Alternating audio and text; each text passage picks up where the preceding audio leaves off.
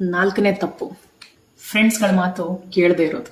ಕೆಲವೊಮ್ಮೆ ಎಂತ ಪರಿಸ್ಥಿತಿ ಬರುತ್ತೆ ಅಂದ್ರೆ ನಮ್ಮ ಸ್ನೇಹಿತರು ನಮ್ಗೆ ಹೇಳ್ತಾರೆ ಇದು ಸರಿಯಲ್ಲ, ಯಾಕೋ ಆ ಜನ ಸರಿ ಇಲ್ಲ ಅಂತ ಅನ್ಸುತ್ತೆ ಅಂತ ಹೇಳಿ, ಆದ್ರೂ ನಾವು ಅವರ ಮಾತು ಕೇಳೋದಿಲ್ಲ.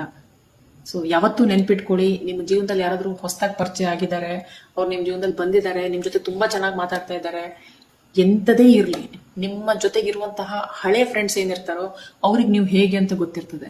ಅವರು ನಿಮ್ಗೆ ನಿಜವಾಗ್ಲೂ ಪ್ರೀತಿ ಮಾಡೋರಾಗಿರ್ತಾರೆ.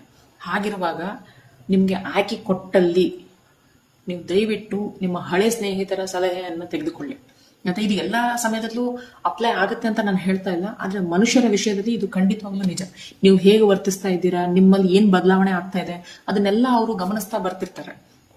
ಸೊ ಹಾಗಾಗಿ ಅವ್ರು ಹೇಳಿದ್ದನ್ನ ಪೂರ್ತಿಯಾಗಿ ತೆಗೆದು ಹಾಕದೇನೆ, ಅವರು ಏನ್ ಹೇಳ್ತಿದ್ದಾರೆ ಅನ್ನೋದನ್ನ ಕೇಳ್ಕೊಂಡು, ಕೇವಲ ಹೃದಯದ ಮಾತು ಕೇಳ್ದೇನೆ ತಲೆ ಉಪಯೋಗಿಸಿ ಒಂದ್ ಸ್ವಲ್ಪ ಟೈಮ್ ತಗೊಂಡು ಅದ್ರ ಬಗ್ಗೆ ವಿಚಾರ ಮಾಡಿ. ನನ್ನ ಸ್ನೇಹಿತರೆಲ್ಲ ಕೆಟ್ಟವರು, ಅವ್ರಿಗೆ ನಂದು ಬಗ್ಗೆ ಏನೂ ಗೊತ್ತಾಗಲ್ಲ ಅಂತ ಹೇಳಿ ಸಾರಸಗಟವಾಗಿ ಅವ್ರಿಗೆ ತೆಗೆದು ಹಾಕಿ ಲೈಫನ್ನ ರಿಸ್ಕಿಗೆ ಒಡ್ಡಬೇಡಿ.